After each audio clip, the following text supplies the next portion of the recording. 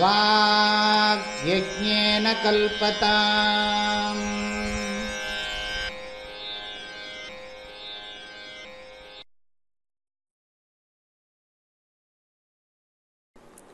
त्वमेव माता च पिता त्वमेव बन्धुश्च सखा त्वमेव विद्या द्रविणं त्वमेव सर्वं मम देवदेव.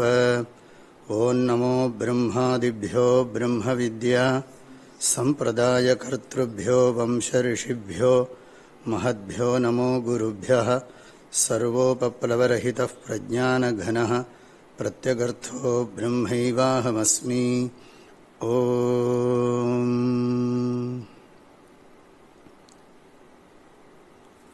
ॐ सहना भवतु सहनौ भुनक्तु सह वीर्यङ्करवावहै तेजस्विनावधीतमस्तु मा विद्विषावहै. ॐ शान्तिः शान्तिः शान्तिः. नमो ब्रह्मणे धारणं मे अस्त्वनिराकरणं धारयिता भूयासं कर्णयो श्रुतं माच्योढ्वं ममामुष्य. ஓம்.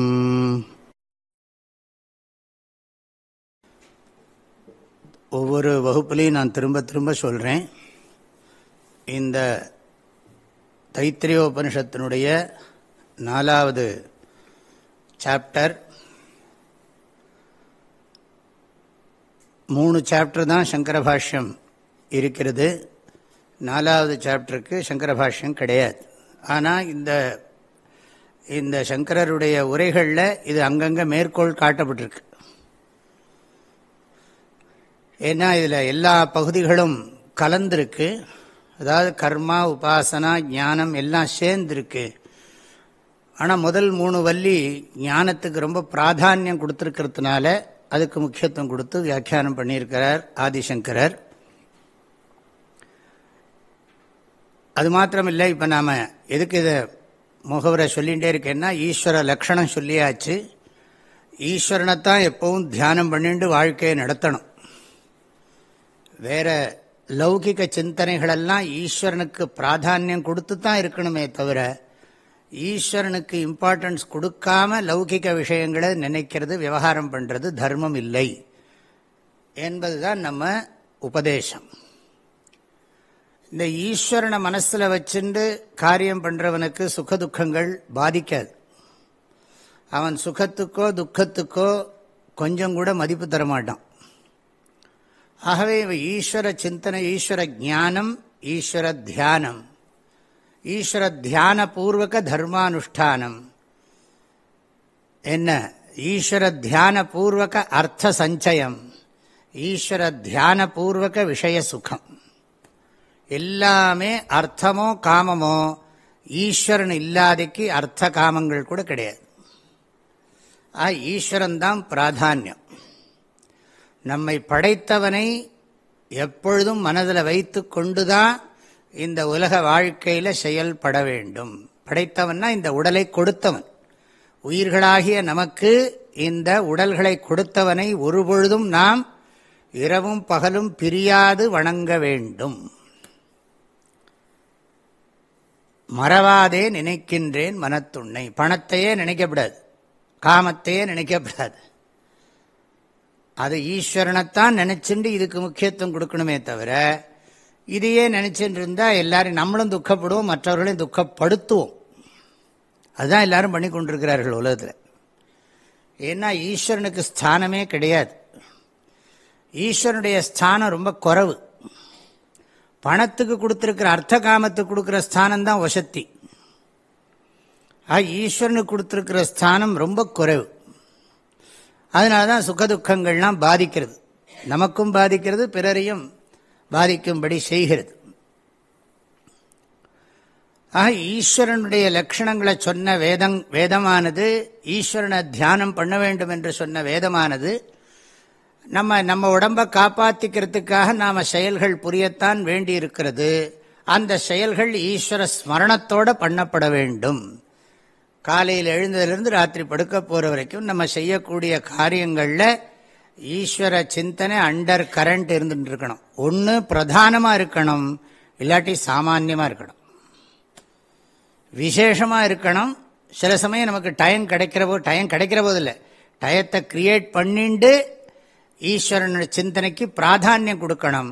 மற்ற லௌகிக விவகாரங்கள்லாம் பண்ணுற போதும் ஈஸ்வர தியானம் சாமான்யமாக இருக்கணும். ஏன்னா லௌகிக விஷயங்கள் விசேஷமாயிடும். ஆக இந்த ஈஸ்வர சிந்தனையை தொடர்ந்து பண்ணுறதுக்காக ஸ்நான மந்திரங்கள், அதுக்கப்புறம் அக்னி உபாசனை தியானம், அக்னியை தியானம் பண்ணுறதுக்கான மந்திரங்கள்லாம் பார்த்தோம். நாம் கடைசியாக சந்த ஓம் அப்படின்னு அது ஒரு ஜப மந்திரம் நம்ம படித்தோம். ஞானத்தை அடையிறதுக்காக சச்சாகும் சிக்கிய புரோவாச்சோபனிஷதிந்திரோ ஜேஷ்ட இந்திரியாய ரிஷிபியோ நமோ தேவேபிய ஸ்வதா பித்ருபியோ பூர்புவஸ்சுவச்சந்த ஓம். வேதங்கள்லாம் எப்போ என் கூடவே இருக்கணும், ஞானத்தோடு தான் இருக்கணும். நான் வாழ்க்கையில் அறிவுக்கு முக்கியத்துவம் கொடுத்து நான் அறச்செயல்களை அன்போடு புரிய வேண்டும், அவ்வளோதான். அறிவுக்கு முக்கியத்துவம் கொடுத்து அறச்செயல்களை அன்போடு செய்ய வேண்டும். அதுவே இவ்வுலகில் துன்பம் வராமல் இருப்பதற்கும், துன்பங்கள் முன்பு செய்த பாவங்களால் வந்தால் தாங்கிக் கொள்வதற்கும் சாதனமாகும். அப்புறம் கடைசியாக நம்ம பார்த்த மந்திரம், வேதம் படித்த வேதத்தை மறக்கக்கூடாது. மறக்காமல் இருக்கிறதுக்கு நமக்கு ஒரு சக்தி வேணும். அந்த சக்தியை கொடுக்கறதுக்கு ஒரு மந்திரம் இருக்கு. அந்த மந்திரத்தை சொல்லியாச்சு. அதுக்கு ஜபிக்கிறதுக்கு இந்த மந்திரத்தையும் ஜபம் பண்ணணும். ஆக இந்த மந்திரத்தை ஜபம் பண்ணினா மறதி வராது அப்படிங்கிறதுக்காக சொல்லப்பட்டது. இனி அடுத்தது ஞான சாதனம் சித்த ஐகாகிரியம் தபஹ அஸ்தி. அதாவது ஞானத்துக்கு சாதனம் சமாதானம், சித்த ஏகாகிரதா. இந்த சித்த ஏகாகிரதைக்கு ஒரு ஜபம் இருக்கு. வேதம் மறக்காமல் இருக்கிறதுக்கு ஒரு ஜபம் பார்த்துட்டோம். மனம் ஒருமுகப்படுறதுக்கு ஒரு ஜபம் சொல்றது உபனிஷத்து. இதை சொல்லிகிட்டே இரு. நம்ம தர்மானுஷ்டானங்கள் எல்லாமே ஏகாகிரதைக்காகத்தான் இருக்கு. எவன் தர்மத்தை கடைப்பிடிக்கிறானோ அவனுக்கு மனம் ஒருமுகப்படும். அர்த்த காமத்துக்கு இம்பார்ட்டன்ஸ் கொடுக்கிறவனுக்கு சித்த ஏகாகிரதை வராது. எல்லாம் கடைசியில் அங்கே தான் போகும். ஏன்னா அவனுக்கு சித்த ஏகாகிரதை போகிறதுக்கு சித்த ஏகாகிரதைக்கு ஆப்போசிட் என்ன? சித்த விக்ஷேபம், அலப்பாயிருது. கிளாஸ்லேயே உட்கார்ந்துட்டு இருப்போம், பணத்தையே யோசிச்சுட்டு இருந்தா. ஆக அர்த்த காமத்தையே தியானம் பண்ணிட்டு வகுப்பில் உட்கார்ந்துருந்து என்ன பிரயோஜனம்? அந்த பேங்க்கில் இந்த பணம் இருக்கே, இந்த பணம் அங்கே இருக்கே, அதை எடுத்து இப்படி பண்ணணுமே, அது விவகாரமோ இல்லையோ அப்படின்பா. விவகாரத்துக்கு ஒரு வயசு இல்லை. 95 வயசுக்கு அப்புறமும் பேங்கே தியானம் பண்ணிட்டு இருந்தா. ஒன்று விஷய சுகத்தை தியானம் பண்ணுறது. பேங்க் தியானம் கரோமி, ஆடிட்டர் தியானம் கரோமி, இன்கம் டாக்ஸ் தியானம் கரோமி.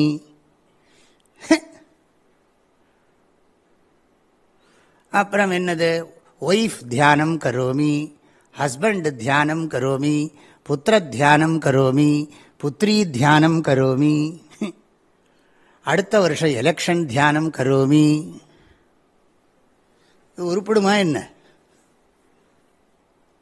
ஆகையினால இதெல்லாம் இல்லைப்பா, இதெல்லாம் ஏதோ எல்லாம் என்ன பாசிங். நம்ம முக்கியமாக வந்த காரியம் இதுக்கு இல்லை. அதுக்கு பேசாமல் பன்றியாவே பிறந்திருக்கலாமே. அர்த்த காம தியானம் பண்ணணும்னா மனுஷ ஜென்மா என்னத்துக்கு? அது அர்த்த காமத்துக்கு, அதுக்கு வேண்டிய அர்த்த காமம் அதுக்கும் இருக்குது. பன்றிக்கு இருக்குது, நாய்க்கு இருக்குது, பறவைகளுக்கெல்லாம் இருக்குது. மனுஷனாக பிறந்த அர்த்த காமத்துக்கு இம்பார்ட்டன்ஸ் கொடுத்தான்னா அப்போ இந்த மனுஷ ஜென்மா எவ்வளவு வேஸ்ட். நலங்கிட புழுதியில் எரியறது தானே. வீணை, அழகான வீணையை கொண்டு போய் புழுதியில் போட்டால் எப்படி இருக்கும்? கூத்தாடி கூத்தாடி போட்டு உடைத்தாண்டின்னா.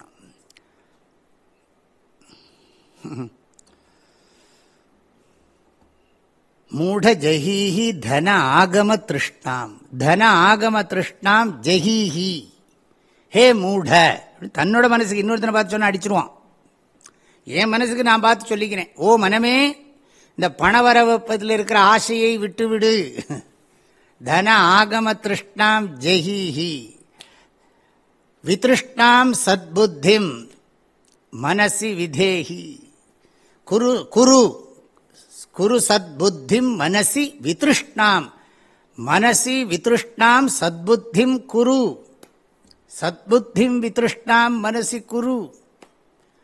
யத் நிஜோ கர்மோபாத்தம் லபசே தேன சித்தம் வினோதய. சங்கராச்சாரியர் இவ்வளவு சொல்லியிருக்க, ஆமாமான் மண்டையாட்டின்னு இதே பண்ணிட்டு இருப்பான். எது உனக்கு புண்ணியத்தினால என்ன வர்றதோ அதை வச்சுன்னு உன் புத்தியை சந்தோஷப்படுத்திக்கோங்கிறார். எது லபசே நிஜ கர்மோபாத்தம். தர்மமா நீ சம்பாதிச்ச பணத்தை வச்சுன்னு உன் மனசை சந்தோஷப்படுத்த பழகிக்கோங்கிறார். எல் லபசே நிஜ கர்ம உபாத்தம் சித்தம் தேன வினோதய சித்தம்.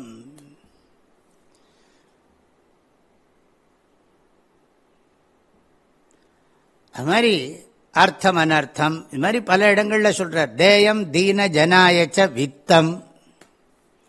இதெல்லாம் ஞாபகம் வச்சுக்கணும். ஆக மனசு ஒருமுகப்படணும்னா ஈஸ்வர பக்தி பூர்வக தர்மானுஷ்டானம் ஒன்றை தவிர நானிய பந்தா வித்தியத்தே நாயா, வேறு வழி கிடையாது. இதுக்கு நிறைய மகிமை இருக்கு. அதனால என்ன சொல்றார், ஞான சாதனம். வேதாந்தம் படிக்கிறதுக்கு தேவையான சாதனங்களில் ஒன்று கான்சன்ட்ரேஷன், மன ஒருமுகப்பாடு.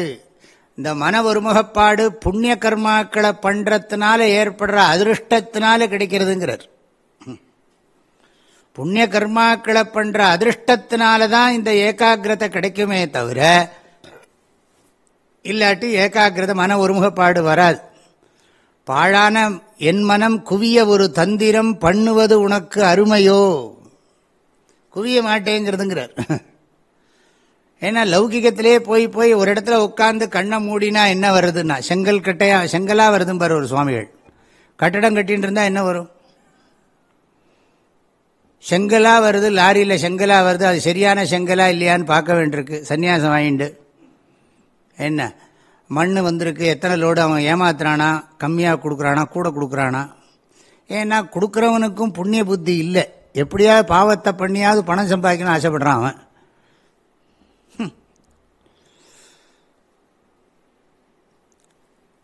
இதுக்கெல்லாம் என்ன பண்ணுறது? அதனால தான் மனசு ஒருமுகப்பட மாட்டேங்கிறதே சுவாமின்னா. நீ பணத்தையும் லௌகிக விஷயத்தையும் நினைச்சா எப்படி கான்சன்ட்ரேஷன் வரும்பா உனக்கு? கான்சன்ட்ரேஷன் வரணும்னா அதுக்கு சொல்கிறார், அதுக்கு பேர் தபஹா, தப ஆலோசனை அப்படின்னு பிருகுவல்லியிலே படிச்சிருக்கோம். ஒருமுகப்பட்ட மனதோடு சிந்திப்பாயாகன்னு அர்த்தம். ஒருமுகப்பட்ட மனதோடு சிந்திப்பாயாக. தபசா பிரம்ம விஜிக்ஞாசஸ்வ தபோ பிரம்மேதி சதபோ தப்யதா. அங்க தபஸுங்கிறதுக்கு சங்கராச்சாரியார் சொல்றார், மனசச்ச இந்திரியாணாஞ்ச ஹைகாகிரியம் பரமம் தபஹா இது ஸ்ருதேஹே. ஸ்ருதியில் இருக்குன்னு கோட் பண்றார். அதாவது மனமும் இந்திரியங்களும் அதாவது இந்திரியங்கள் மனசு எல்லாம் சேர்ந்து ஒருமுகப்பட்டிருக்கணும். சொல்லப்போனால் இன்ட்ரோவர்ட்டாக போகிற போது தான் மனசுக்கு கான்சன்ட்ரேஷன் வரும். எக்ஸ்ட்ரோவர்ட்டாக போனால் விக்ஷேபம் வராமல் எப்படி கான்சன்ட்ரேஷன் வரும்? அகம் நோக்கி போகும் பொழுதுதான் மனதிற்கு ஒருமுகப்பாடு அதிகரிக்கும். புறநோக்கில் இருப்பவனுக்கு எப்படி மன ஒருமுகப்பாடு அதிகரிக்க முடியும்? கவனமாக ஏகாகிரதையோட பாடம் கேட்கணும். இந்த காலத்துல எல்லாம் பழைய காலத்தில் கதை சொல்லுவாங்களே, என்ன நுழைஞ்சுதான்னா இன்னும் வால் தான் பாக்கின்னா. அவன் ஏன்னு பாடம் நடத்திட்டு இருக்கிறப்போ எங்கேயோ பார்த்துட்டு இருக்கான், அந்த உள்ளு வழியாக எலி போயின்னு இருக்கு. இவன் அதை பார்த்துட்டு இருக்கான். வாத்தியார் பாடம், என்னப்பா நான் சொன்னதெல்லாம் நுழைஞ்சுதான்னா, வால் தான் சார் நுழையலை அப்படின்னா. ஏன்னா அவன் அதை பார்த்துட்டு இருக்கான். அது மாதிரி உள்ள நுழைஞ்சுதா, உன் புத்திக்கு விளங்குச்சான்னு அர்த்தம். மனசிலாயோ அப்படின்னா மலையாளத்தில். அப்போ மனசுல உள்ள போச்சாப்பான்னா அதுக்கு பேரு தபஸ். ஆக இந்திரியங்களும் மனசும் ஒரு லட்சியத்தை நோக்கி இருக்கிறதுக்கு பேரு தபஸுங்கிறார். மனசச்ச இந்திரியாணாஞ்ச ஹைகாகிரியம், ஹீனா அல்லவோன்னு அர்த்தம். மனதும் இந்திரியங்களும் ஒருமுகப்பட்டிருப்பதன்றோ மேலான தவம். சாதாரண தபஸுக்கு என்ன லட்சணம்னா அனசனம் தபஹா, காயக்லேஷா தபஹா. தபஹான்னு சொன்னாலே உருக்கிறதுன்னு அர்த்தம். திருக்குறளில் தவம்னே 10 குறள் இருக்கு. இன்னைக்கு கூட தியானத்தில் வந்தது. சுட சுட பொன்போல் ஒளிரும், துன்பம் சுட சுட நோர்க்கிற்பவர்க்கு. இன்னைக்கு காலம்பர தினசரி தியானத்தில் இதுதான் வந்தது. துன்பம் சுட சுட நோர்க்கிற்பவர்க்கு சுட சுட பொன்போல் ஒளிரும். திருக்குறள். அதாவது நாம விரும்பி கஷ்டத்தை சந்தோஷமா ஏத்துக்க நம்ம வாழ்க்கை பிரகாசமாகுங்கிறார். தங்கம் எப்படி நெருப்புல போட போட அதுல இருக்கிற டர்ட்டெல்லாம் போய் பியூரிட்டி வர்றதோ, அது மாதிரி நம்மளும் முறையான வாழ்க்கை வாழ்ந்து நாமளா விரும்பி காலம்பரை சீக்கிரம் எழுந்து பச்சை தண்ணியில குளிச்சு, பரவாயில்ல வெந்நீரில் குளிச்சாலும் பரவாயில்ல, குளிச்சு அதுக்கப்புறம் நம்ம எல்லாம் அனுஷ்டானங்கள்லாம் பண்ணி ஈஸ்வரன் ஆராதனை பண்ணி கஷ்டப்படுறோம். ஆனால் விரும்பி படுற போது கஷ்டமாக தெரியாது, நாமளா ஆசையோடு பண்ணுற போது தெரியாது. ஆனால் முதல்ல எல்லாம் கஷ்டமாக தோணும். விரும்பி அதை செய்கிற போது, அதாவது துன்பம் சுட சுட நோர்க்கிற்பவர்க்கு, துன்பத்தை ஏதாவது தன்னை வருத்திக்கிறது. காய கிளேஷா தபஹா அப்படி சொல்லியிருக்கு சாதாரண லட்சணம். உபனிஷத் சொல்றது உன்னை அழிச்சுக்காத தபஸ் பண்ணுங்கிறது. அதுக்காக தபஸ் பண்றேங்கிற பேர்ல உன் உடம்ப கெடுத்துன்னு விடாதேங்கிறது. அநாசகேன தபஸா. இந்த தபஸுங்கிற சப்தம், தபஸ்னா தவிக்கிறதுங்கிற அர்த்தம். விரும்பி தவிக்கிறது, விரும்பாம தவிக்கிறது. தவிக்கிறத விரும்பி பண்ணினா அதுக்கு பேர் தவம். தவிக்கிறத விரும்பாம பண்ணினா அது துக்கம். நமக்கு சாப்பாடு நாமளா விரும்பி இன்னைக்கு ஏகாதசி சாப்பிடாம இருந்தா அது தபஸ். நமக்கு இன்னைக்கு சாப்பிடணும் பசிக்கிறது, சாப்பாடு கிடைக்கலன்னா அதுக்கு பேர் என்னதுன்னா பட்டினி. நாமளா விரும்பி பேசாம இருந்தா அது மௌனம். பேச முடியாம போன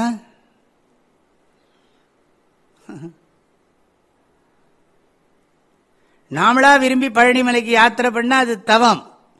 பஸ்ஸு கிடையாது, கார் கிடையாது, ஒன்றும் கிடையாது, நீ போகணும்னா மதுரைக்கு நடந்து தான் போகணும்னா தலைவீதி. இது புரிஞ்சுக்கணும். விரும்பி பண்றது அது உயர்ந்த. எவ்வளவு தூரத்துக்கு நான் என்ன புடம் போடுறேனோ, எப்படி தங்கத்தை நெருப்புல போட போட அது புடம் போடப்படுறதோ பிரகாசம் கூடுறதோ, அது மாதிரி நாம யதா சாஸ்திரம் தபஹங்கிறார் சங்கராச்சாரியர். சாஸ்திரப்படி நீ தபஸ் பண்ணினியானா உனக்கு பிரகாசம் கூடும். ராகத்வேஷப்படி பண்ணப்படாது தபஸ். ஏதோ கோபத்தினால விரதம் இருக்கேன்னு அதெல்லாம் கூடாது. விரும்பி இதெல்லாம் பண்ணினா நமக்கு கோபப்பட்டு விரதம் பண்ண வேண்டிய வராது, தேவை ஏற்படாது. தபஸுக்கு சாதாரண அர்த்தம் என்ன? உணவு, சாப்பாட்டை குறைக்கிறது அல்லது சாப்பிடாம இருக்கிறது, ஒரு குறிப்பிட்ட பதார்த்தங்களை சாப்பிடாம இருக்கிறது, நமக்கு எது பிடிக்குமோ அதை சாப்பிடாம இருக்கிற விரதம், இதெல்லாம் சொல்லலாம். பேசாம இருக்கிறது, நேரத்துக்கு வகுப்புக்கு போறது, நேரத்துக்கு படிக்கிறது, நேரத்துக்கு அந்தந்த காரியத்தை செய்யறது, எல்லாமே தபஸ் தான். லைஃபே தபஸ் தான். அதனாலதான் தபஸ்வி அப்படிங்கிறோம், தப்போ தனஹாங்கிறோம். ரொம்ப காலமா இவர் என்னத்தை சம்பாதிச்சார்னா முறையான வாழ்க்கையை சம்பாதிச்சிருக்காருப்பா. அது எத்தனை கோடி கொடுத்தாலும் கிடைக்காது. பணத்தை கொடுத்து ரொம்ப நாள் முறையான வாழ்க்கை வாழ்ந்த சர்டிஃபிகேட் வாங்க முடியும், வேணாம். ஆனால் வாழ்க்கை வாழ்ந்தா தானே தெரியும். இவர் முறையான வாழ்க்கை ஆசிரமத்திலே வாழ்ந்தார், காலையிலேருந்து ராத்திரி வரை ஒழுங்காக இருந்தார் அப்படின்னு சர்டிஃபிகேட் வேணாலும் ரூபாயை கொடுத்து கொடுக்கலாம், போனால் போகிறது கருணைக்காக கொடுக்கலாம். ஆனால் நிஜமாக பண்ணியிருக்கணுமே, பண்ணினா தானே பிரயோஜனம். நம்ம ஊரில் எல்லாத்துக்குமே கிடைக்கும் சர்டிஃபிகேட். பணம் கொடுத்தா சர்டிஃபிகேட் கொடுத்துருவோம். பகவான் கொடுக்கணுமே சர்டிஃபிகேட், அவர்கிட்ட ரூபாயை கொடுத்து வாங்கிட முடியுமா? எத்தனை தான் திருப்பதியில் அண்டி போட்டாலும் அவர் வந்து தபஸ்வி அப்படின்னு அவர் சொல்லுவாரா? தெரியணும். ஆக வாழ்க்கையில் பணம் பிரதானம் இல்லை, இதெல்லாம் தான் தவம். மனித உடம்பே தவம் செய்வதற்காக கொடுக்கப்பட்டிருக்கிறது. தவத்தால் உயிரானது உள்ளத்தை பண்படுத்திக் கொள்வதற்காக தரப்பட்டதே மனித உடல். இதெல்லாம் எதெல்லாம் தபஸ்ன்னா ஹோல் லைஃபே தபஸ்ங்கிறார். இதை பாருங்க, இதெல்லாம் நீ பண்ணினேன்னா கான்சன்ட்ரேஷன் ஆட்டோமேட்டிக்காக வந்துடும். கான்சன்ட்ரேஷனுக்காக நீ சிரமப்பட வேண்டாம். நீ பணத்தாசையும் மண்ணாசை பெண்ணாசை பொன்னாசை வச்சுட்டு கண்ணை மூடினா கான்சன்ட்ரேஷனாக வராது. மண்ணாசை பெண்ணாசை பொன்னாசைக்காக நீ தியானம் பண்ணியானா உருப்பட மாட்ட. அப்படி பண்ணாலும் அதுலேயும் தர்மமாக பண்ணணும்னு சொல்லியிருக்கு. இந்த மண்ணாசை பெண்ணாசை பொன்னாசைக்கு வேண்டி நீ பண்ணினாலும் கூட நீ தர்மமாக பண்ணினா தான் அதுலேயும் கான்சன்ட்ரேஷன் வரும். அதில் தர்மம் இல்லாமல் சும்மா கண்ணை மூடி உட்கார்ந்துட்டு இருந்தேன்னா ஒன்றும் வராது, இருக்கிற ஐடியா காணாமல் போயிடும். மந்திரத்தை படிப்போம். ஆக தப்பா, அந்த தபஸை சொல்றார் அவர். ஸ்ரௌத ஸ்மார்த்த சர்வ கர்மஸ்வரூபதையா பிரசம்சதி. அந்த தபஸ் எப்படி இருக்குன்னா, வேதத்தில் சொல்லப்பட்ட கடமைகள், ஸ்மிருதிகளில் சொல்லப்பட்ட கடமைகள், அனைத்து கடமைகள் தன்மையாக அந்த தவம் விளங்குகிறது. மன ஒருமுகப்பாடு இங்கே தவம் என்று அழைக்கப்படுகிறது. இந்த கான்டெக்ஸ்ட் மன ஒருமுகப்பாடு தவம் என்ற சொல்லால் அழைக்கப்படுகிறது. இந்த மன ஒருமுகப்பாடு இல்லாமல் மெஞ்ஞானம் பெற முடியாது. ஓர்த்து உள்ளம் உள்ளது உணரின் ஒருதலையா பேர்த்துள்ள வேண்டா பிறப்புன்னர். பேர்த்துள்ள வேண்டா பிறப்பு திருவள்ளுவர். உள்ளதை உள்ளவாறு நீ நல்லா ஆழமா சிந்திக்கணும். அதனாலதான் செயற்பாலதோறும் பலன் அறமே அரணே அப்படின்னு சொல்றது. ஓர்னா ஓர்ந்து பார்த்தல். கிருப்பையா தியான் தீஜியே, அட்டென்ஷன் ப்ளீஸ் எல்லாம் சொல்றோம் இல்லையா? இந்த கான்சன்ட்ரேஷன் வரணும்னா அதுக்கு சரியா லட்சியம் சரியா இருக்கணும், லட்சிய சாதனம் சரியா இருக்கணும். அதெல்லாம் இருந்தால் தான் ஏகாகிரதை இருக்கும். ஆசைகள் உள்ள மனதில் ஒருமுகப்பாடு நினைத்து கூட பார்க்க முடியாது. மோட்சத்தில் இச்சை இருந்தால் வந்துடும், அர்த்த காமத்தில் இச்சை இருந்தால் வர்றதுக்கு சான்ஸ் ரொம்ப கம்மி. அர்த்த தியானம் பண்ணுறவனுக்கு அர்த்தத்தில் இருக்கலாமோ என்னவோ, ஆனால் அதுலேயும் கூட வராது. ஏன்னா அர்த்தம் வந்து கொடுக்குமா? கிருஷ்ணரே சொன்னாரே கீதையில், இதில் 2வது அத்தியாயத்தில் சொல்கிறார். மந்திரத்தை சொல்கிறேன்னே இவ்வளோ நேரம் ஆகிட்டு இருக்கு. 2வது அத்தியாயத்தில் சொன்னார் பகவான், விவசாயாத்மிகா புத்தி ஏகேஹ குரு நந்தன பகுஷாகாஹ்யனந்தாஷ்ச புத்தயோ விவசாயினாம் யாமிமாம் புஷ்பிதாம் வாசம் பிரவதந்த்ய விபஷ்சிதः வேதவாதரதாः பார்த்த நான்யதஸ்தீதி வாதினः காமாத்மானஸ்வர்கபரா ஜன்மகர்மஃலப்ரதாம் கிரியா விசேஷ பகுலாம் போகைஸ்வர்யகதிம் பிரதி போகைஸ்வர்ய பிரசக்தானாம் தயாபஹ்ருத சேதசாம் வியவசாயாத்மிகா புத்தி சமாதௌ ந விதீயதே. விவசாயாத்மிகா புத்தி ந விதீயதே. அவ்யவசாயாத்மிகா, உறுதியில்லாத மனமுடையவர்கள். வேதத்தில் சொல்லியிருக்கிற கர்மாவை பண்றவனை கண்டனம் பண்றது அந்த பகுதி. வேதத்தில் சொல்லியிருக்கிற வைதிக கர்மாக்களை பண்றவனுக்கு சமாதி இல்லைங்கிறார், கான்சன்ட்ரேஷன் இல்லைங்கிறார். அந்த கான்டெக்ட்ல சொல்றார். எப்போ பார்த்தாலும் இவன் வாஜபேயம் சோமயாகம் அது இதுன்னு சொல்லிட்டு அது ஒரு தரம் பண்ணுனா பண்ண இவனு. அதுக்கப்புறம் அதில் வந்து அந்த ரிச்சுவல்ல ஒரு அடிக்ட், என்ன சொல்றது, ஒர்க்கஹாலிக் மாதிரி ரிச்சுவஹாலிக்னு சொல்ல வேண்டியதான். ஒரே ரிச்சுவல் ரிச்சுவல் ரிச்சுவல். எதுக்கு? அதாவது அது எது சாதனமோ அதையே சாத்தியமா நினைச்சுட்டான் கடைசி வரைக்கும். சந்தியாவந்தனமே போருன்ட்டான்னா. அதனாலதான் கிருஷ்ணன் அங்க கண்டனம் பண்றார். அதனால இவங்களை ஜாக்கிரதையா இருக்கணும். வைதிக கர்மாக்களை பண்றவனுக்கே இந்த கதின்னா, இத்தனைக்கும் அவன் தர்மமா இருக்கான். ஆனா அவனுக்கு ஆசை என்னன்னா, அந்த சொர்க்கத்தில் இந்த மண்ணாசை பெண்ணாசை பொன்னாசை இருக்கு. அவனுக்கு மோட்சம்தான் பரம புருஷார்த்தம் நினைச்சுன்னு பண்ணினான்னா பரவாயில்லை. அவனுக்கு சொர்க்கம் பரம புருஷார்த்தம் நினைச்சுன்னு பண்ணினான்னா சொர்க்கத்தில் இருக்கிற விஷய சுகத்தை. அதனால தான் சொன்னார், திரைவித்யா மாம் சோமபா பூதபாபாக யஜ்ஞைரிஷ்ட்வா ஸ்வர்கதிம் பிரார்த்தயந்தே. பகவத்கீதையில் இந்த விஷயமெல்லாம் கர்மகாண்ட கண்டனம் பகவான் அங்கங்க பண்றார். ஏன்னா இதுலயே இருக்கக்கூடாது, அதுக்காக கர்மகாண்டம் வேண்டான்னு சொல்லலை. இது ஜாக்கிரதையா புரிஞ்சுக்கணும். ஆக ஸ்ரௌதஸ்மார்த்த சர்வகர்மஸ்வரூபமா இருக்கு அந்த தபஸ். எந்த தபஸ்? சித்த ஏகாகிரதைங்கிற தபஸ். மன ஒருமுகப்பாடு என்கின்ற தவமானது, மன ஒருமுகப்பாடு என்கின்ற தவமானது வைதிக கர்மங்களின் தன்மையுடையதாக இருக்கிறது அப்படின்னார். அல்லது அத்தகைய மன ஒருமுகப்பாடு கிடைப்பதற்காக வைதிக கர்மங்களை செய்து மன ஒருமுகப்பாடு கிடைப்பதற்காக ஜபிக்க வேண்டிய மந்திரம் இப்பொழுது வருகிறது அப்படின்னு சொல்லி இந்த மந்திரம் சொல்றார்.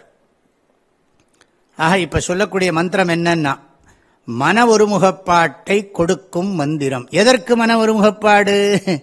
அப்படி அந்த concentration for what? Concentration for material ஸ்டடியா? கான்சன்ட்ரேஷன் ஃபார் சிலதுலாம் கான்சன்ட்ரேஷன் நேச்சுரலாகவே இருக்கு. நமக்கு அரட்டை அடிக்கிறதுல எவ்வளோ கான்சன்ட்ரேஷன் இருக்கு, கிரிக்கெட் பார்க்கறதுல எவ்வளோ கான்சன்ட்ரேஷன் இருக்கு, லௌகிக விஷயங்களை பேசுறதுல, பாலிடிக்ஸ் பேசுறதுலாம் மணி போகிறதே தெரியல. இன்னொருத்தரை பற்றி பரநிந்த பண்ணணும்னா ரொம்ப கான்சன்ட்ரேட்டடாக பண்ணுறான். ஆத்மக்ஷேமத்துக்காக யாரு கான்சன்ட்ரேட் பண்ற? கான்சன்ட்ரேஷன்ங்கிறது நமக்கு சுபாவமாக இருக்கிற சக்தி.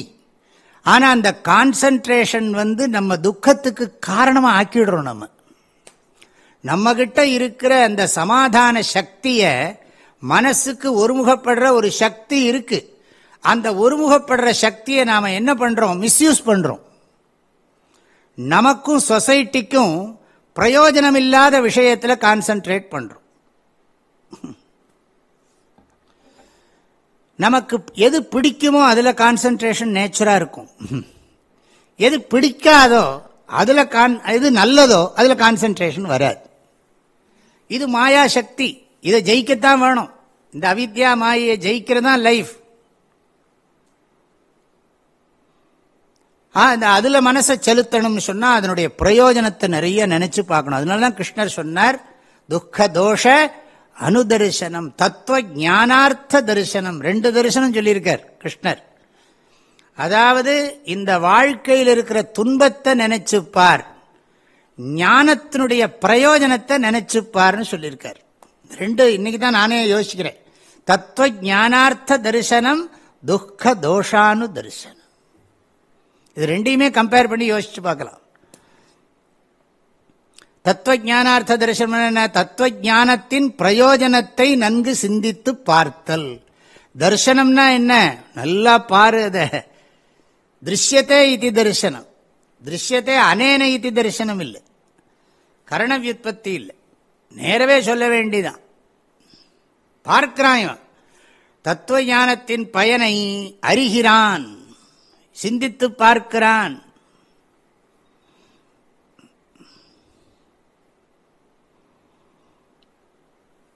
சரி, இந்த ஜப மந்திரத்தை இப்ப படிக்க போறோம்.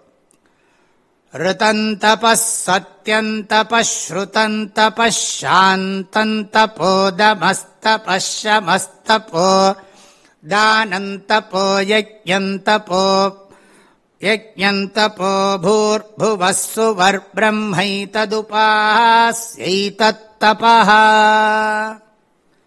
ருதந்தபஸ் சத்யந்தபஸ்ருதந்தபஸ் சாந்தந்தபோ தமஸ்தபஸ்யமஸ்தபோ தானந்தபோ யஜ்ஞந்தபோ பூர்புவஸ்ஸு வர்ப்ரம்மைததுபாஸ்யைதத்தபஹ. தபஹான்னு சொன்னா இங்க எல்லாமே சித்த ஏகாகிரதையை கொடுக்கும். சித்த சுத்தி துவாரா சித்த ஏகாகிரதா, மன தூய்மையை கொடுத்து அதன் மூலம் மன ஒருமுகப்பாட்டை கொடுக்கும். மன தூய்மை மன அமைதியை கொடுக்கும், மன ஒருமுகப்பாட்டை கொடுக்கும். ஆகவே மன ஒருமுகப்பாடை எதன் வாயிலாக நாம் பெறலாம்? அதுக்கு சொல்லுகிறது ருதம். ருதம்னு சொன்னா உள்ளதை உள்ளவாறு புரிந்து கொள்ளுதல், மனசா யதார்த்த வஸ்து சிந்தனம். ருதம் இதை அடிக்கடி பார்க்கிறோம். நம்ம சாப்பிட்ற போதே இதை தியானம் பண்றோம். ஏன்னு கேட்டால், இந்த உணவை நான் சாப்பிட்டு வாழ்க்கையை பற்றிய உண்மையை நான் உணர வேண்டும், அதற்கேற்றபடி நான் வாழ வேண்டும். சும்மா அகாடமிக் இன்ஃபர்மேஷன், அது லைஃபுக்கு, அதெல்லாம் படிக்கிறதுக்கு தான். ஆனால் இம்ப்ளிமெண்ட் எல்லாம் அதெல்லாம் பண்ண முடியாது அப்படின்னு சொன்னால் யூஸ்லெஸ். கசடர கற்க அதற்குத்தக நிற்க.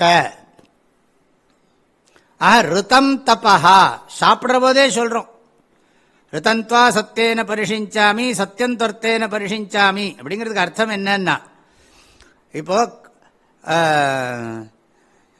சாயம் சத்தியந்தொர்த்தேன பரிஷிஞ்சாமீதி பிராத்தா. எனக்கு அதுலேயே நிறைய நுணுக்கங்கள்லாம் தெரிகிறது.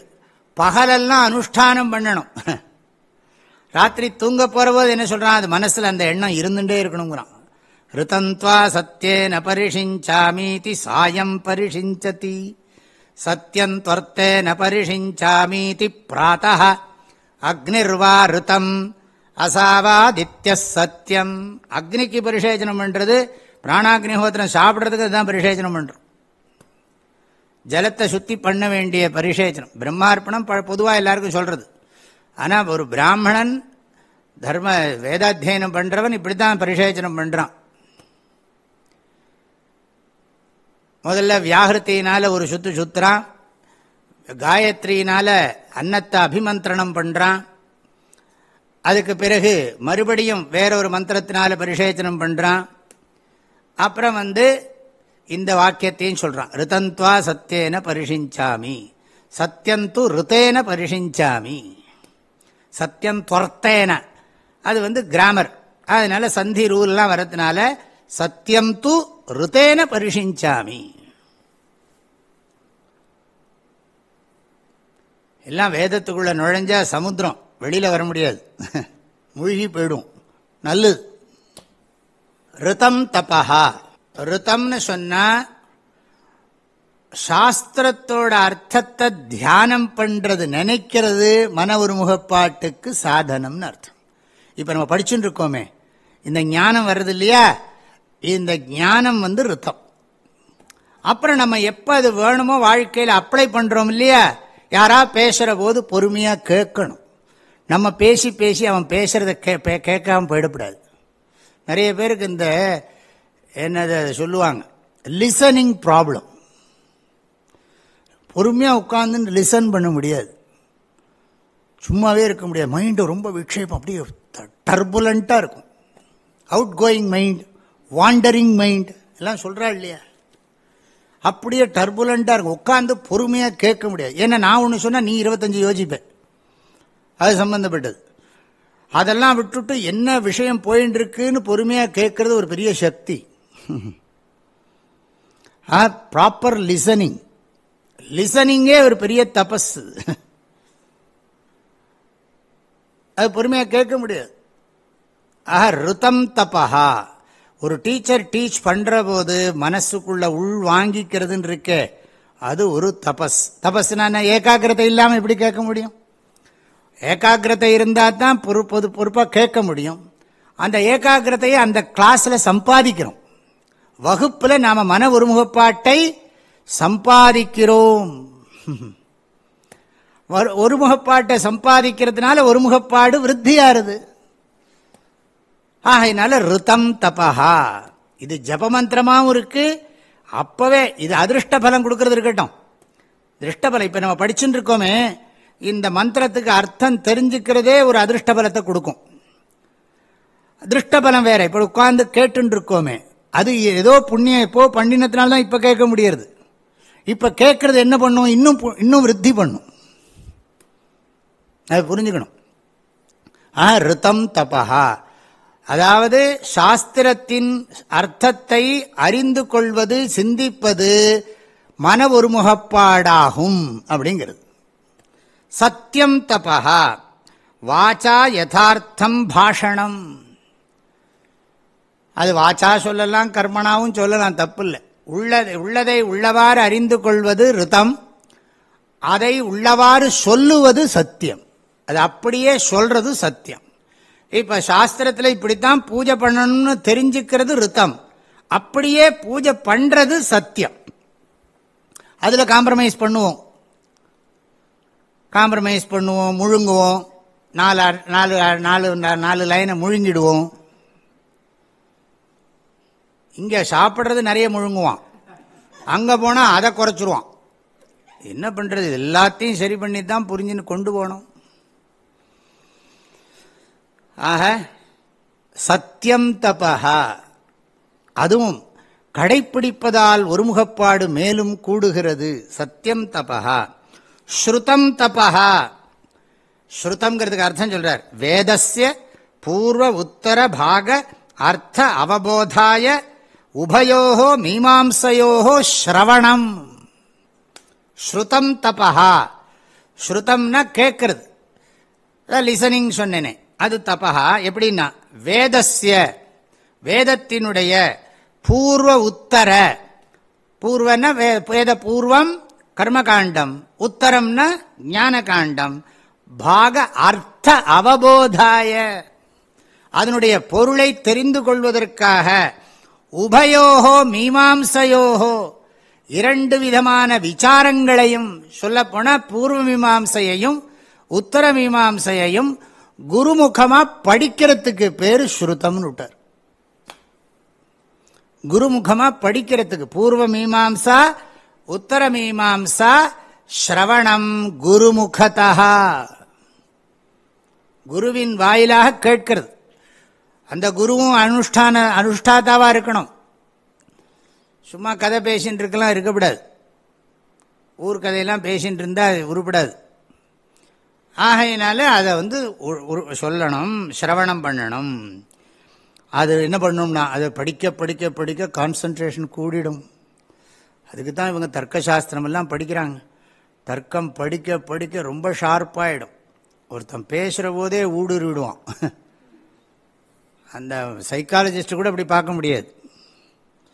அப்படியே நேர போய் இவனுக்கு அதிருஷ்ட சக்தி வேற இருக்கா, இந்த திருஷ்டமான ஒரு ட்ரைனிங் வேற இருக்கு, எல்லாம் சேர்ந்து ஆளை அப்படியே புரிஞ்சுடுவோம்.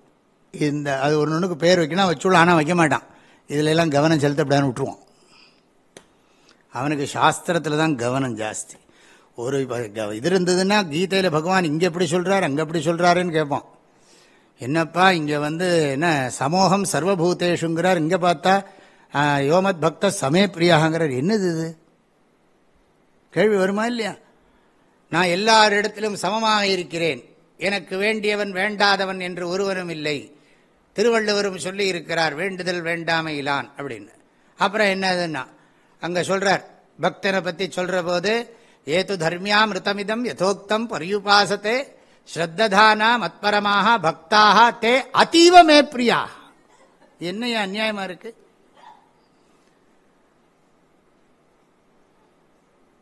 எல்லார்ட்டையும் நான் ஒரே மாதிரி தான் இருக்கேன், ஆனால் இவங்ககிட்ட ரொம்ப பிரியமா இருக்கேன்னா பழையபடி இது வைஷமியம் தானே அப்படின்னா அது புரியணும் இல்லையா? அப்போ அது என்ன, எதனால அப்படி சொன்னார்? நான் இதுக்கெல்லாம் பதில் இப்போ சொல்ல போகிறதில்லை, எங்கேயாவது சொல்கிறதுக்கு புரியறதுக்காக சொன்னேன். இப்போ நம்ம விசாரம் அது இல்லை. அப்போ உடனே அதில் மீமாம்சை பண்ணணும், இது ஒரு ஆட்சேபம். அப்போ வாக்கியம் விருத்த வாக்கியம். ஒரு இடத்துல சமோகம் சர்வபூதேஷுங்கிறார், அதீவமே பிரியாகங்கிறார். இது எதை எடுத்துக்கிறது? கான்ட்ரடிக்ஷனாக இருக்கே, இதுக்கு எப்படி நீங்கள் சமன்வயம் சொல்ல போகிறீர்கள் அப்படின்னு சிஷ்யம் கேட்பான். அங்கே எந்த அர்த்தத்தில் சொல்கிறார், இது வியாபகாரிக அர்த்தம், அது பாரமார்த்திக திருஷ்டி, அப்படியெல்லாம் சொல்லி நீங்கள் வேணும்னா எப்படி வேணாலும் பேசுகிறீங்கம்பான். அப்போ உனக்கு ஸ்ரத்தையில் ப்ராப்ளம், உனக்கு ஸ்ரத்தையில் ப்ராப்ளம்ப்பா. ஸ்ரத்தை இருந்ததுன்னா அது அப்சல்யூட் ஆங்கிள் என்ன, ரிலேட்டிவ் ஆங்கிள் என்னங்கிறது புரியும் உனக்கு. அப்போ அப்சல்யூட் ஆங்கிளும் ரிலேட்டிவ் ஆங்கிளும் புரியலைன்னா உனக்கு எவ்வளோ புண்ணியம் இருக்குன்னு எனக்கு தெரியும்.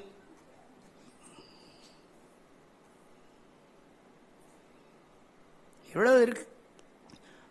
பூர்வ மீமாம்சை உத்தர மீமாம்சை படிக்கிறதுக்குள்ள ஜென்மாவே முடிஞ்சு போயிடும். அத்தனையும் சிரவணம் பண்ணுறது. வெறும் சூத்திரம் மாத்திரம் புரிஞ்சுடுவா போகிறது. இவனுக்கு 25 பாஷ்யம், அதுக்கு சப் டீக்கா, இது டீக்கா டிப்பணி இத்தனையும் படித்த பிறகு என்னத்தையோ சொல்கிறாவா அப்படிம்பா. ஸ்ரத்தையில் ப்ராப்ளம். ஸ்ருதம் தபஹா. ஸ்ருதம் தபஹான்னா இங்கே என்ன சொல்கிறார், நீ ஸ்ரத்தையோட கேட்டையானா உனக்கு கான்சன்ட்ரேஷன் கூடிடும். இந்த கான்சன்ட்ரேஷன் பவர் கூட கூட அவன் உலகமே தனி இல்லையா. ஷார்ப் இன்டலெக்ட் இல்லையா. நோக்கரிய நோக்கு, நுணுக்கரிய நுண்ணுணர்வு, கூர்த்த விஞ்ஞானம், ஆழ்ந்து அகன்ற நுண்ணியன். அவனுக்கு தான் தெரியும் அந்த புத்தி சூக்ஷ்மமாக இருக்கிற ஆனந்தம் இருக்கே, இதுக்கெல்லாம் பணம் கொடுத்தா சம்பாதிக்க முடியும். கத்தியை தீட்டாதே புத்தியை தீட்டுன்னா. புத்தியை தீட்ட தீட்ட வர்ற ஆனந்தம் இருக்கே, அது பங்களா கொடுக்குமா, அது காரு கொடுக்குமா? இல்லை உங்களுக்கு ஒரு 25 ஃப்ளைட்டை ப்ரெசென்ட் பண்ணுறேன்னா நீ என்னத்தையோ ப்ரெசென்ட் பண்ணிட்டு போ, எனக்கு இதுக்கு ஈக்குவல் உலகத்தில் ஒன்றுமே இல்லை. சித்த ஏகாகிரதைக்கு மன ஒருமுகப்பாடுக்கு சமமானது ஒன்றும் கிடையாது. எல்லாம் இதுக்கெல்லாம் இது நமஸ்காரம் பண்ண வேண்டியது. இந்த புறப்பொருளை சம்பாதிச்சு உன் மனசுக்கு நிம்மதி ஒன்றும் வரப்போறதில்லை. இந்த அகப்பொருளை சம்பாதிச்சியானா உனக்கு இருக்கக்கூடிய சாந்திக்கு எல்லையே இல்லை. ஆக இதுதான் சொல்றது. ஆக அடுத்தது என்னதுன்னா சாந்தம் தபஹா. மைண்டை குவைட்டா வச்சுட்டு இருந்தியானா அதுதான் தபஸு. அதுக்கு அந்த மாதிரி சிச்சுவேஷன்ல இருக்க பழகணும். இந்த பப்ளிக் பணத்தை பற்றி, மண்ணை பற்றியும், பெண்ணை பற்றியும், பொண்ணை பற்றியுமே பேசுகிறவனோட பழகப்படாது. அவன் அதை பற்றியே தான் சொல்லிட்டு இருப்பான் எப்போ பார்த்தால். இந்த 3 தான், வித்தேஷனா, புத்திரேஷனா, தாரேஷனா. இதில் இந்த சில மந்திரங்கள்லாம் இருக்குது. இந்த திருப்புராயத்தில் சொல்லுவாங்க சன்னியாச மந்திரம். புத்தேஷனா புத்திரேன புத்திரேஷனா வித்தேஷனா லோகேஷனா தாரேணா அஸ்தீஷனா துவச்சேஷனா. அது எலும்பில் இருக்கிற பற்று, சதையில் இருக்கிற பற்று, மாம்சேஷனா, பெருசாக இருக்கும் இந்த லிஸ்ட்டு. எனக்கே மறந்து போச்சு. அஸ்தீஷனா துவச்சேஷனா, அப்படி வரிசையா மாம்சேஷனா. ரத்தத்தில், உடம்புல இருக்கிற ரத்தத்தில் இருக்கிற பற்று, உடம்புல இருக்கிற அவயவங்கள் உறுப்பில் இருக்கிற பற்று, இத்தனை சர்வம் சந்நியஸ்தோகம் சொல்லணும். அத்தனை அட்டாச்மெண்ட்டையும் விட்டேன் விட்டேன் விட்டே விட்டேன். இனி அந்த பக்கம் திரும்பியே பார்க்க மாட்டேன். வாயில சொல்லிட்டு அது விட்டது எப்படி இருக்குன்னு பார்த்தா எப்படி இருக்கும்?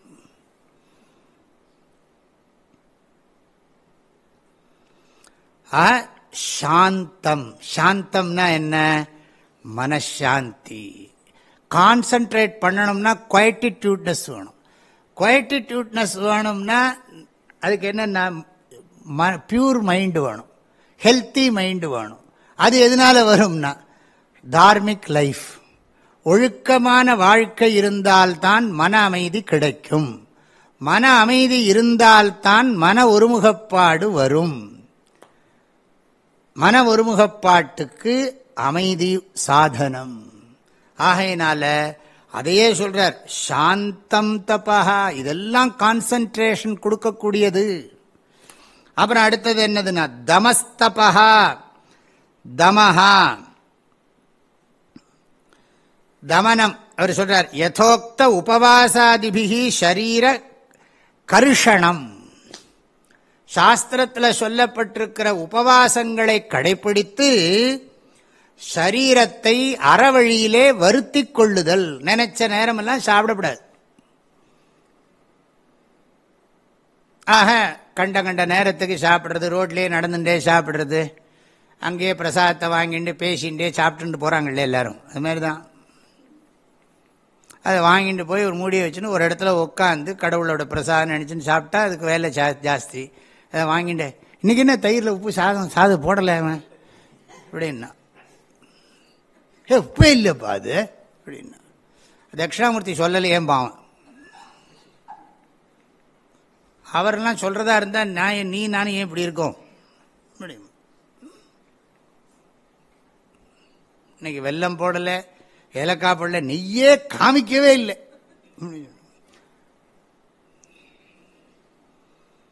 பிரசாதம் அதிகச்சதின்னா என்ன பிரசாதம்னா நீங்களே ஹோம்ஒர்க் பண்ணுங்க.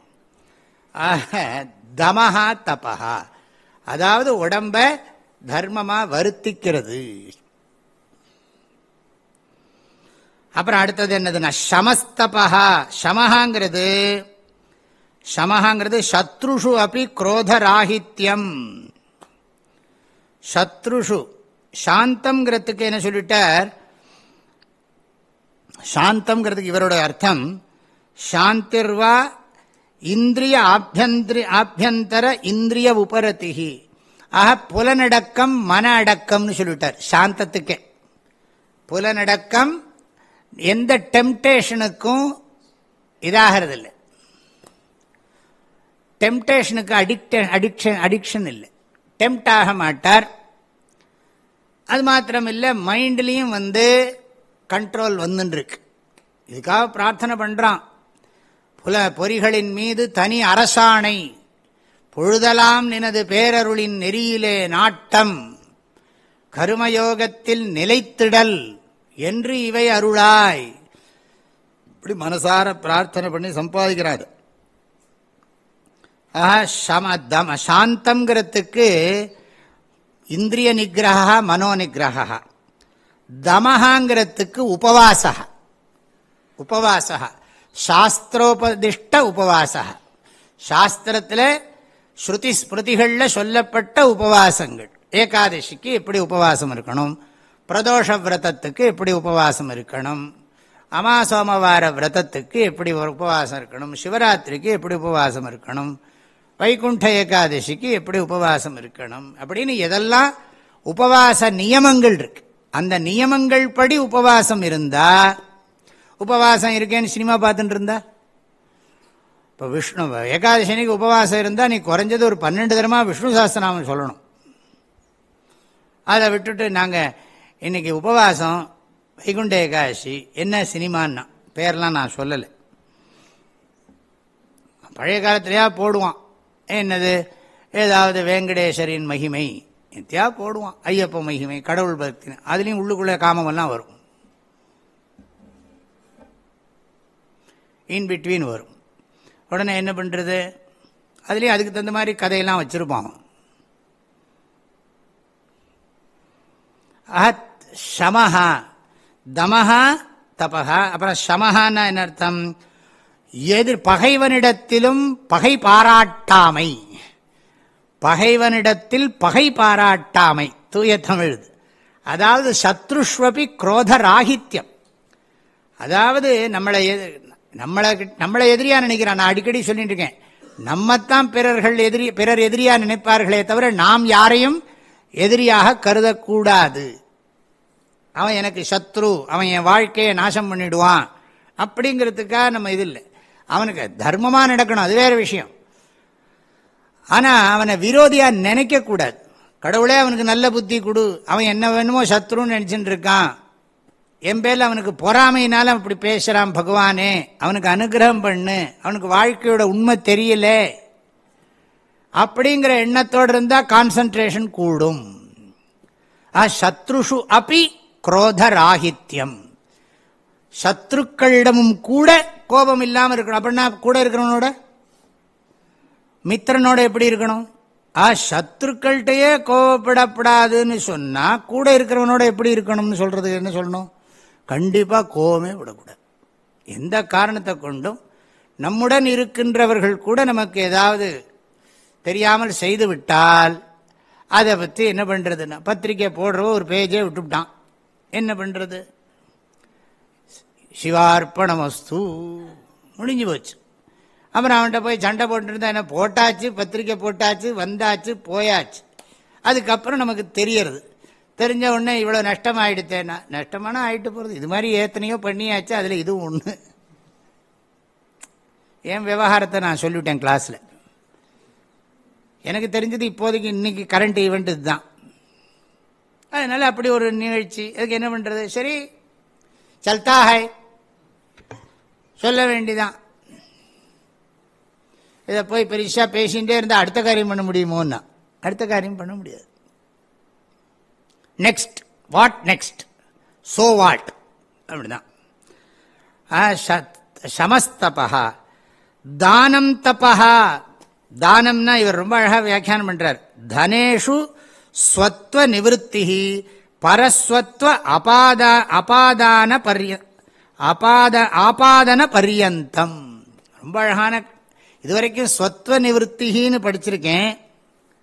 ஆனால் பரஸ்வத்வ ஆபாதன பர்யந்தம்ங்கிறது இங்கே படிச்சிருக்கேன், மறந்து போயிடுது, இப்போ ஞாபகத்துக்கு வருது. அதாவது மற்றவங்கிட்ட நம்ம பொருளை கொடுத்துட்டு என்னோடதுங்கிற எண்ணத்தை முழுமையா விடுறதுக்கு பேர் தானம். ஸ்வத்வ நிவத்தி பரஸ்வத்வ ஆபாதன பர்யந்தம். அது நம்ம உயிரோடு இருக்கிற போதே பார்க்கணும். அதனால என்ன பண்றதுன்னா, இன்னொருத்தனுடைய இது என்னோடது இல்லை, இது அவனோடது.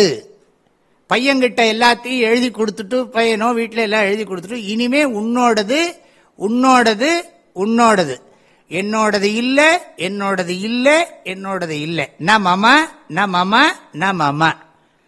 துப்யம் துப்யம் துப்யம் அகம் சம்பிரததே துப்யம் அகம் சம்பிரததே. சம்பிரதத்தேன்னு அர்த்தம் நன்றாக சந்தோஷமா கொடுக்குறேன்னு அர்த்தம். இதெல்லாம் கொடுக்க வேண்டிய கலாச்சாரத்தில் பிறந்து தொலைச்சுவிட்டேனேன்னா அப்படியா கொடுக்கறது? வாங்கோ வாங்கோ வாங்கிக்கோ வாங்கோ, இப்படித்தான் விற்கிறது உலகத்தில், தெரியுமோ இல்லையோ அப்படின்னா. அவன் சொல்ற போதே அவனுக்கு பாவம். தானம் கொடுக்கறது ஊரில் எல்லாரும் கொடுக்குற போது இவன் கொடுக்காம இருந்தா யாரும் தப்பா நினைப்பாங்க. அதுக்காக ஊருக்காக கொடுக்குறான், இவனுக்கு மனசே இல்லை. அப்போ சொசைட்டி அது ஒரு டைப் ஆஃப், அது குட் பியர் ப்ரெஷர். ஆனால் அவனால் அதை ஒத்துக்க முடியல. சொத்துவம்னா என்ன, இருந்தால் சொத்துன்னு வந்தது. ஸ்வத்வம்னா தன்னுடையதுன்னு அர்த்தம். தன்னுடையதுக்கு பேரு ஸ்வத்வம். ஸ்வன்னா தன்னுடைய, துவம் அப்படின்னா உடைய, தன்னுடையது ஸ்வத்வம். ஸ்வத்வ நிவத்தி அது எப்படின்னா பரஸ்வ. அதனாலதான் கேரளாவில எல்லாம் தேவஸ்வம்னு போடுறாங்க. எல்லாம் கடவுளுடைய சொத்துன்னு அர்த்தம். தேவஸ்வம் அப்படின்னா இறைவனுடைய ப்ராப்பர்ட்டின்னு அர்த்தம். நீங்கள் பார்த்தீங்கன்னா இப்போ எல்லாம் நாங்கள்லாம் இப்போ இந்த ஹெச்ஆர்என்சி போர்டில் இருக்குது, சிஸ்டம் எல்லாம் சிலதெல்லாம் இருக்குது. இந்து சமய அறநிலையத்துறை அதில் இந்த ப்ராப்பர்ட்டியெல்லாம் இருக்கிற போது, இந்த புதுக்கோட்டை எனக்கு தெரிஞ்ச சேந்தமங்கலத்தில் அந்த சுவாமிக்கு 32 ஏக்கர் இருக்குது. எங்கே இருக்குன்னு எனக்கே தெரியல, லேண்ட் இருக்குது. அது என்னென்னா அந்த 32 ஏக்கர் அது போட்டு எழுதியிருப்பான், இங்கே இந்த சுவாமி இங்க இருக்கும் இத்தனை சொத்துக்களுக்கும் அதிபதி தத்தாத்ரேயரே ஆவார் அப்படின்னு எழுதியிருப்போம். தத்தாத்ரேயரோட ப்ராப்பர்ட்டி, எல்லாமே தத்தாத்ரேயரோட ப்ராப்பர்ட்டி. அதே மாதிரி சிதம்பரத்தில் எல்லா ப்ராப்பர்ட்டிக்கும் உரிமையாளர் யாருன்னா நடராஜர் தான்.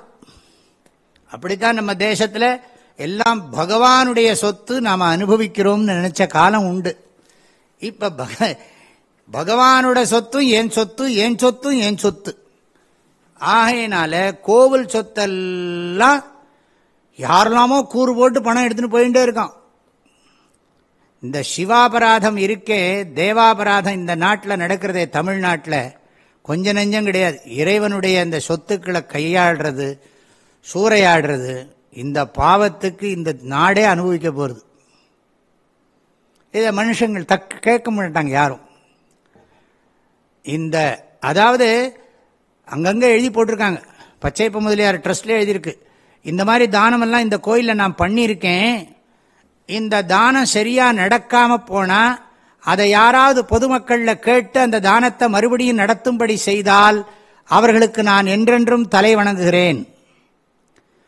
அது மட்டுமல்ல, அப்படிப்பட்டவர்கள் இந்த தானத்திற்கு ஏதேனும் இடையூறு செய்தால் அவர்கள் கங்கை கரையில் காராம் பசுவை கொன்ற பாவத்துக்கு ஆளாவார்கள். இப்படிலாம் எழுதி வச்சிருக்காங்க. அது யாரு பார்க்கிறா? அது எங்கேயோ மூலையில் இருக்கு. அதாவது பயம் இல்லை, பாவத்துக்கு பயப்படுறதே கிடையாது. கோவில் அதை வச்சுதான் கோவிலே கட்டப்பட்டது. ஒவ்வொரு சிற்பியும் பண்ணினா புண்ணியம் நினைச்சு பண்ணி தட்டினது. இவங்க எல்லாம் இது பண்ண அவனை போட்டு கஷ்டப்படுத்தினான்னா நல்ல மனசுலோட பண்ணலைன்னா இவ்வளோ அழகான சிற்பங்கள் வருமா? மன துன்பத்தோட ஒரு சிற்பம் செதுக்க முடியுமா? கொஞ்சமாக சொல்கிறவன் சொன்னால் கேட்குறவனுக்கு புத்தி வேண்டாம்?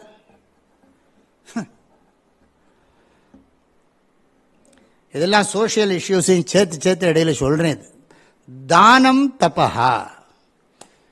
நிறைய பேர் கோவிலுக்கு கோயிலில் பூஜை பண்ணுறவங்கள்லேருந்து வர்றவங்கள்லேருந்து எல்லாரும் இறைவனுக்கு சொல்லி கொடுத்துருக்காங்க. அதனால தான் இந்த நாட்டில் இவ்வளவு செல்வம். ஈஸ்வர பக்தியினால தர்மத்தினால தான் இத்தனை செல்வம் சேர்ந்தது. அத்தனை செல்வங்களும் பாதுகாக்கப்பட்டது. போகிற போது உடம்பை விட்டு போகிற, ஐயோ இவ்வளோ சொத்தை விட்டுட்டு போகிறேனேன்னு அழுதா என்ன பண்ணுறது? இது அத்தனையும் நமக்கு பிரயோஜனமாக இருக்குமே. தானம் தபஹா, இதை பற்றி நிறைய எழுதுறதாக இருக்கும். இந்த கான்ட்ரிபியூஷனுங்கிறது இந்த தேசத்தினுடைய ஒரு உத்தமமான ஒரு இது.